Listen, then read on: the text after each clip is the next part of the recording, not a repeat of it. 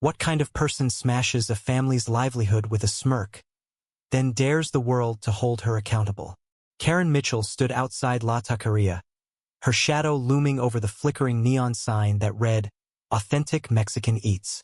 The spray paint can in her hand hissed as she defaced the sign with jagged, hateful strokes, each one a deliberate wound to the small restaurant's soul.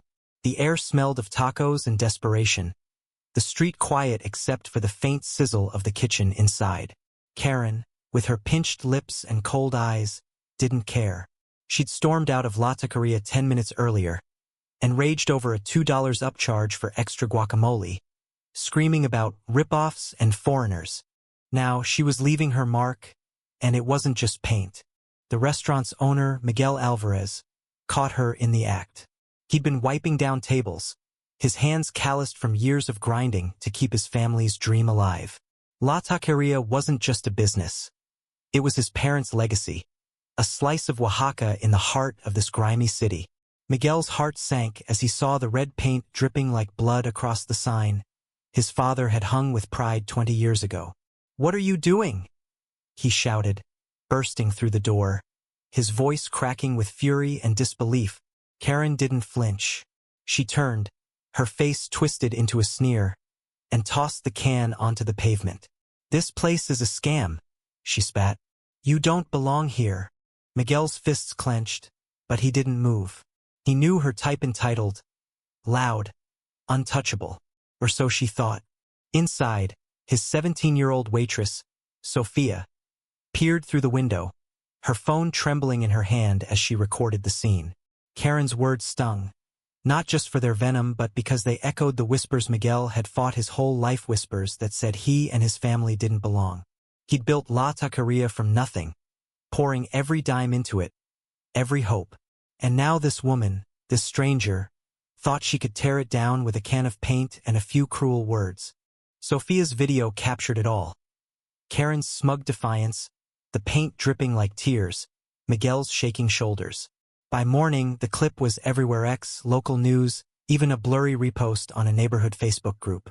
The internet erupted, dubbing her Guac Karen, a name that stuck like the paint on the sign. Comments poured in, some vicious, some supportive, but all demanding justice. Miguel didn't want fame.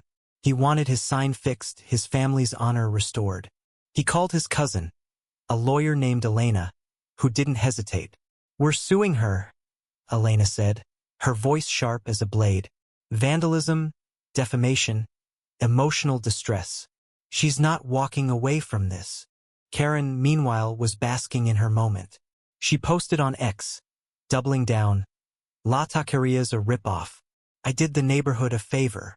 Her followers, mostly other disgruntled types, cheered her on, oblivious to the storm brewing. Miguel's regulars, though, rallied. They showed up with buckets and brushes, scrubbing the sign clean, though the cracks remained.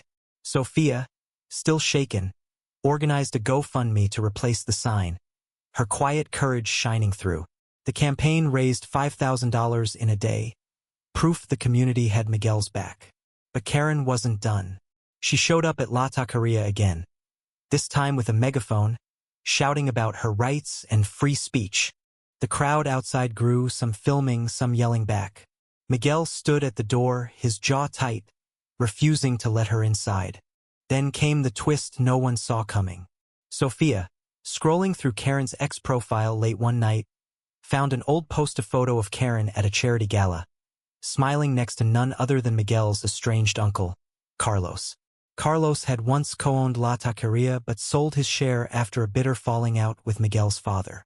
The photo was 3 years old, but the caption read, "Supporting local businesses with my dear friend Carlos." Sophia's stomach churned. Was this personal? Did Karen know Carlos? Was this vandalism more than just a tantrum over guacamole? She showed Miguel, who stared at the screen, his face pale. "Carlos always hated that sign," he whispered. The thought gnawed at him. Had his uncle put Karen up to this? The lawsuit moved fast. Elena filed the papers, demanding $50,000 for damages and legal fees. Karen laughed it off, posting smug updates on X. "They'll never win. I'm untouchable." But the community's outrage grew, and so did the evidence. Sophia's video was crystal clear, and the paint can, recovered by police, had Karen's fingerprints. Miguel's regulars testified about the restaurant's importance, how it fed them through tough times, how Miguel's mother still cooked pozole for anyone who couldn't pay. The case wasn't just about a sign anymore. It was about dignity, about fighting back against someone who thought she could destroy without consequence. Karen's bravado began to crack. Her ex-posts grew defensive, her followers quieter. She hired a lawyer, a slick man named Greg who specialized in getting people like her out of trouble. Greg argued Karen was provoked by the upcharge, that her actions were a moment of passion. Elena tore the argument apart, presenting receipts showing Karen had been irregular, always complaining, always demanding free extras. The judge, a no-nonsense woman named Harper, wasn't impressed. "You don't get to destroy property because you're upset about guacamole," she said, her voice ice-cold. The courtroom was packed the day of the hearing. Miguel sat with Sophia and Elena, his hands folded tightly, his eyes fixed on the floor. Karen strutted in, her chin high, but her lawyer's nervous glances betrayed their weak case. The tension was suffocating, every whisper amplified in the small room. Elena presented the video, the GoFundMe receipts, the community's testimonies. Then she dropped the bombshell, the photo of Karen with Carlos. Gasps rippled through the courtroom. Miguel's heart raced. Could his uncle really be involved? The judge leaned forward, her eyes narrowing. "Explain this," she demanded. Karen stammered, claiming it was a coincidence, but her voice shook. Greg tried to redirect, but the damage was done. The truth was unraveling, and Karen's smug facade was crumbling with it. The courtroom felt like a pressure cooker, the air thick with anticipation. Karen's eyes darted to her lawyer, Greg, who was sweating through his cheap suit. She'd walked in acting like she owned the place, but now, with the photo of her and Carlos projected on the screen, she looked smaller, her defiance wilting under Judge Harper's stare. Miguel sat rigid, his mind spinning. The idea that his uncle might be behind this cut deeper than the vandalism itself. Carlos had always been bitter, claiming Miguel's father cheated him out of La Taqueria's profits. But to stoop this low, to use Karen as a weapon, it was a betrayal that burned. Elena pressed the advantage, her voice steady but fierce. "Your Honor, this isn't just vandalism. It's personal. The defendant's connection to Carlos Alvarez suggests a motive beyond a pricing dispute. We request permission to investigate further." Greg objected, his voice shrill, but Judge Harper raised a hand. "I'll allow it," she said, "but I want hard evidence, not speculation." Karen's face flushed red. Her lips pursed so tightly they nearly disappeared. She whispered furiously to Greg, who shook his head, clearly out of his depth. Sophia, sitting behind Miguel, squeezed his shoulder, her quiet strength a lifeline. Outside the courtroom, the story was exploding. X was ablaze with hashtags. Justice for La Taqueria, Guac Karen. Local news ran segments showing the cleaned-up sign, though its cracks were still visible, a scar on the restaurant's face. Miguel hated the attention, but he couldn't deny its power. Customers flooded La Taqueria, some from across the city, ordering plates of carnitas and tamales, leaving tips that overflowed the jar.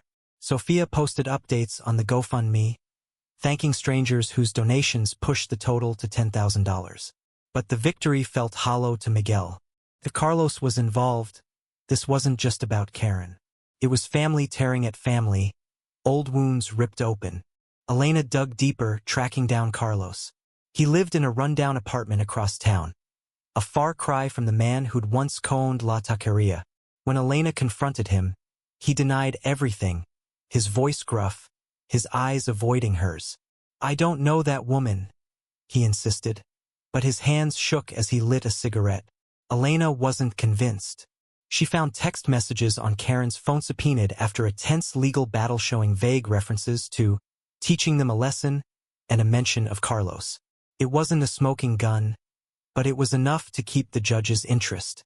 The case was no longer just about a sign. It was about uncovering a deeper vendetta. Karen's next move was desperate. She took to X again, posting a tearful video claiming she was the victim, that La Taqueria had targeted her, that the lawsuit was a witch hunt. The video backfired spectacularly. Commenters tore into her, pointing out her lies, her privilege, her refusal to take responsibility.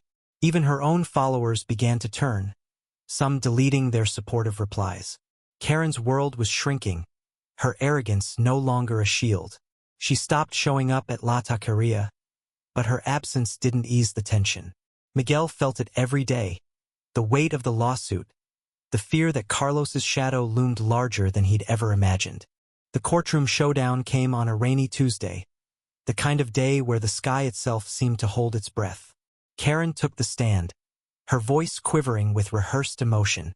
"I was upset," she said, dabbing her eyes with a tissue. "I didn't mean to hurt anyone. I just snapped."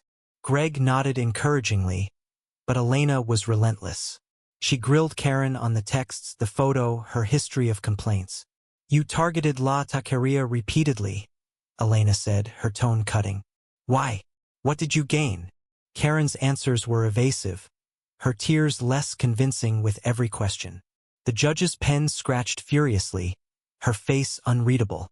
Then Miguel testified. His voice was low, raw, as he described what La Taqueria meant to him, his mother's recipes, his father's sacrifice, the community that kept them afloat. He didn't look at Karen, didn't need to. His words carried the weight of truth, of a man fighting for more than money. Sophia followed, her testimony simple but devastating. She spoke of the fear she felt watching Karen that night, the pride she took in working at La Taqueria, the way the vandalism felt like a personal attack. The courtroom was silent, every word landing like a stone. Even Greg seemed to shrink, his objections feeble. The twist deepened when Elena called a surprise witness. A former friend of Karen's, Lisa, who'd fallen out with her over similar antics. Lisa testified that Karen had bragged about getting even with La Taqueria, mentioning Carlos as someone who understood her. It wasn't proof of a conspiracy, but it was damning. The judge's eyes narrowed further, and Karen's composure shattered. She shouted, "This is a setup," before Greg yanked her back into her seat. The outburst only solidified her guilt in the room's eyes. Miguel felt a flicker of hope, but also dread. If Carlos was involved, the pain of that truth might hurt more than Karen's pain. As the trial neared its end, the community's support grew louder. Protesters gathered outside the courthouse, holding signs that read, "Protect La Taqueria," and "No more Karens." Inside, the tension was unbearable, every glance between Karen and Miguel electric with unspoken rage. Judge Harper called a recess, leaving everyone hanging on the edge of a verdict. Miguel stepped outside, the rain soaking his jacket, and looked at the crowd. Sophia stood beside him, her eyes bright with determination. "We're going to win," she whispered. Miguel wanted to believe her, but the shadow of Carlos lingered, a question mark that threatened to unravel everything. The rain hadn't stopped, mirroring the storm inside the courtroom. Miguel stood outside during the recess, his breath visible in the cold, watching the crowd chant for justice. Their signs bobbed in the drizzle, a sea of support that both warmed and overwhelmed him. Sophia tugged at his sleeve, her face fierce despite the damp hair plastered to her forehead. "We're close, Miguel. She's going down." He nodded, but his mind was on Carlos, the uncle who'd once taught him how to roll tortillas, now a ghost haunting this fight. Inside, Karen sat hunched, her earlier bravado replaced by a nervous tick in her jaw. Greg whispered to her, his gestures frantic, but she barely responded. The weight of the evidence was crushing her. Judge Harper returned, her presence commanding silence. She reviewed her notes, her face a mask of impartiality, but her eyes flicked to Karen with a glint of disdain. "This case is about more than a sign," she began, her voice steady. "It's about accountability, about the harm caused by reckless actions." She listed the charges: vandalism, defamation, intentional infliction of emotional distress. Each one hit Karen like a punch, her hands gripping the table. Elena stood tall, her notes meticulously organized, while Miguel's heart pounded. He didn't want revenge. He wanted his family's name cleared, their legacy protected. The verdict came swiftly. The defendant, Karen Mitchell, is found liable on all counts, Judge Harper declared. The courtroom erupted, gasps and murmurs drowning out Greg's weak objection.